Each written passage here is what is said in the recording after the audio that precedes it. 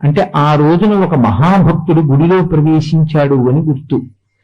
అందుకని నన్ను అలా తయారు చేసి ఉంచు అన్నారు. అంటే ఆ శిల్పి అలాగే చెక్కే ప్రయత్నం చేశాడు, స్వామి కూడా అలాగే వెలిశారు. విజయనగర సామ్రాజ్యంలో దేవాలయంలో ఆ మూర్తి ఉంది. కృష్ణదేవరాయల వారి పరిపాలనా కాలం పూర్తయిపోయింది. రామరాయల వారు పరిపాలిస్తున్న కాలంలో ఆయన ఒకసారి దేవాలయంలోకి వెళ్ళి మూర్తిని చూశారు. చూసి ఆశ్చర్యపోయి, అదేమిటి నేను ఇలా ఎక్కడ చూడలేదు అయ్యప్ప స్వామిని, ఇలా ఉన్నారేమిటని అడిగారు. ఎందుకంటే మీరు కొంతమంది కొన్ని రకాలుగా ఉంటే గుర్తుపట్టలేరు. వినాయకుడు మనుష్య స్వరూపంతో నిలబడి ఉన్నాడు అనుకోండి, మీరు గుర్తుపట్టలేరు. చిదంబరంలో ఉన్నాడు అలాగా. అలా ఉన్నా మీరు ఆయన వినాయకుడు అనుకోరు, నరగణపతి అంటారు ఆయన. కానీ చాలా మంది ఆయన ఎవరో భక్తులు అనుకుని వెళ్ళిపోతుంటారు. ఆయనే గణపతి స్వరూపం.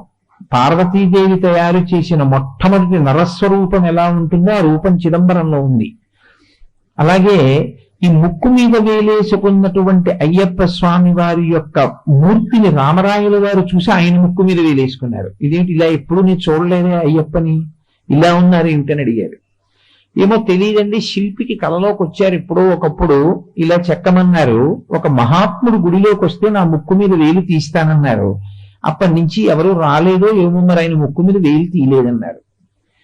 రామరాయల వారు కొంతకాలం అయిపోయిన తర్వాత అప్పై దీక్షితర్ అని చాలా మహాభక్తుడు. అప్పై దీక్షితర్ అంటే సామాన్యమైనటువంటి వ్యక్తి కారు ఆయన.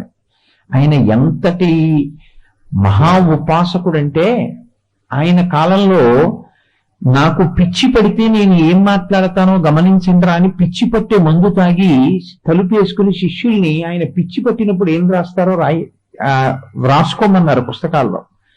ఆ మందు ప్రభావం ఓ గంట సేపు ఉంటుంది. ఆ గంట సేపు పిచ్చెక్కినప్పుడు ఆయన చేసినటువంటి స్తోత్రం పరమశివుడి మీద అత్యద్భుతమైనటువంటి స్తోత్రం, ఉన్మత్త స్తోత్రము అంటారు దాన్ని. ఆయనకి పిచ్చి తగ్గిపోయిన తర్వాత తలుపులు తీశాక శిష్యులు చదివి వినిపించారు, మీరు ఆ పిచ్చిలో పరమశివుని ఇలా స్తోత్రం చేశారని. అంతటి మహాభక్తుడు అప్పై దీక్షితర్. ఆ అప్పై దీక్షితర్ వారిని వేరొక భక్తుల్ని కూడా తీసుకుని ఇద్దరితో కలిసి రామరాయల వారు లోపలికి వెళ్ళారు. ఇందులో అప్పై దీక్షితర్ శివభక్తుడు, కానీ విష్ణుద్వేషం ఉన్నవాడు కాడు. ఆయనకి శ్రీ మహావిష్ణువుగా పరమేశ్వరుడున్న మహాభక్తి, పరమశివుడుగా ఉన్న మహాభక్తి. కాబట్టి అప్పై దీక్షితర్ వారి భక్తి ఒక పూర్ణత్వాన్ని పొందిన భక్తి. రామరాయల వారితో వచ్చినటువంటి రెండో ఆయన, నేనది తప్పు అని ఏమి అంటలేదు, కానీ ఆయనకి విష్ణు స్వరూపం అంటే చాలా ఇష్టం.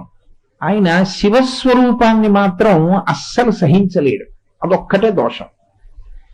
ఇద్దరూ కలిసి దేవాలయంలోకి వెళ్ళారు. వెళ్ళిన తర్వాత ఆ ముక్కు మీద వేలేసుకున్న అయ్యప్ప స్వామి వారి విగ్రహం చూపించారు రామరాయల వారు. చూపించి ఇలా ఎందుకుంది ఇది చెప్పండి అని అడిగారు. అడిగితే శివస్వరూపాన్ని అంగీకరించలేక కేవలం విష్ణు స్వరూపాన్ని మాత్రమే స్తోత్రం చేసేటటువంటి అలవాటు ఉన్న భక్తుడైనటువంటి వారు రామరాయలతో వచ్చినటువంటి ఆయన పేరు వాడడం నాకు ఇష్టం లేదు. అందుకని ఆయన అన్నారు రామరాయల వారితోటి, ఈయన ఇలా ముక్కు మీద ఎందుకు వేలేసుకుని ఆలోచిస్తున్నారో నాకు అర్థమైంది అన్నారు. ఏమర్థమైంది చెప్పండి అన్నారు. అయ్యప్ప స్వామి ఆలోచిస్తున్నారు మనసులో, విష్ణుసుతోహం విధినా సమోహం ధన్యాస్తతోహం సురసేవితోహం తథాపి భూతేశసుతోహం భూతగణై కృత్వాసి చింతయతీహ శాస్తాః అన్నారు. అంటే విష్ణుసుతోహం, హరిహరపుత్రుడు కదా, విష్ణువు యొక్క కుమారుడు. నేను విష్ణువు యొక్క కుమారుణ్ణి కాబట్టి నేను చాలా అదృష్టవంతుణ్ణి. విధినా సమోహం, విష్ణువు యొక్క కుమారుణ్ణి కాబట్టి చతుర్ముఖ బ్రహ్మగారితో సమానమైన వాణ్ణి. విష్ణువు యొక్క నాభికమలం నుంచి కదా బ్రహ్మగారు పుట్టారు. విష్ణువుకి కొడుకుని కాబట్టి నేను బ్రహ్మగారితో సమానమైన వాణ్ణి. ధన్యాస్తతోహం, కాబట్టి నేను చాలా ధన్యుణ్ణి.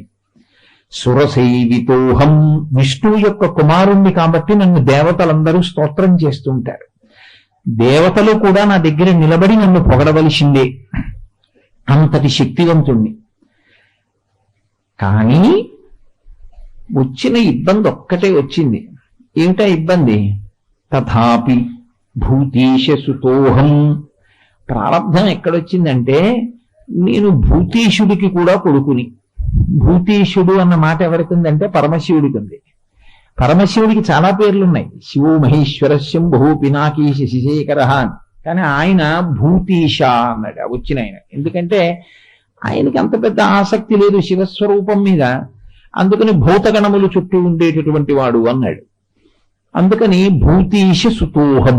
అయ్యో, నేను ఈ భూతనాభుడికి కొడుకుని, పరమశివుడికి కూడా నేను కొడుకునవ్వాల్సి వచ్చిందే. విష్ణువుకి కొడుకునయ్యాను, చాలా సంతోషం. విష్ణువు కొడుకు బ్రహ్మతో సమానమయ్యాను, చాలా సంతోషం. దేవతల చేత స్తోత్రం చేయబడుతున్నాను, సంతోషం. కానీ ఇది ఎక్కడ ప్రారంధం? శివుడికి కూడా కొడుకునయ్యాను. శివుడికి కొడుకునవ్వడం వల్ల ఏమైంది ఇప్పుడు నా పరిస్థితి? యథైర్భూతైర్మృత్తాసి.